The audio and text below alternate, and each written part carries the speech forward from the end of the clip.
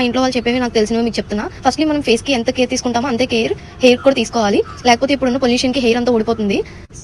So first use satin pillow cover. ఈ pillow cover use చేయడం వల్ల హెయిర్ కి ఫ్రిక్షన్ తగ్గుతుంది. సో అలానే హెయిర్ కూడా హెల్తీగా ఉంటుంది. సాటిన్ టెక్స్చర్ స్మూత్ గా ఉంటుంది కాబట్టి ఫేస్ కూడా బెనిఫిట్ ఉంటుంది, ఫేస్ కూడా చాలా క్లియర్ గా ఉంటుంది అన్నమాట.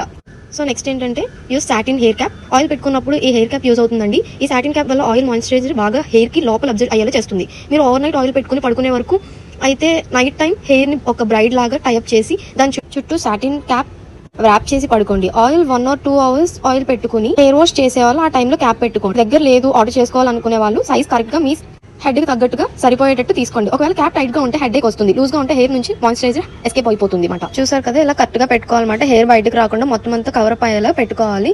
చూసారు కదా ఇలా పెట్టుకోవడం వల్ల హెయిర్ అంతా ప్యాక్ అయ్యి లోపల హెల్దీగా ఉంటుంది అనమాట. నెక్స్ట్ వచ్చేసి స్క్రంచీస్ అండి. ఇవైతే హెయిర్ చాలా బెస్ట్ అండి. నార్మల్ రబ్బర్ బ్యాండ్స్ వల్ల మనం టై చేసినప్పుడు హెయిర్ బ్యాండ్ తో పాటు హెయిర్ కూడా బ్రేక్ అయ్యి వచ్చేస్తుంది, లేకపోతే స్టక్ అయిపోతుంది అనమాట. ఈ స్క్రంచీస్ వల్ల ప్రాబ్లం ఉండదు, హెయిర్ బ్రేక్ అయితే అవ్వదు, హెయిర్ కి ఫ్రిక్షన్ కూడా ఉండదు అనమాట.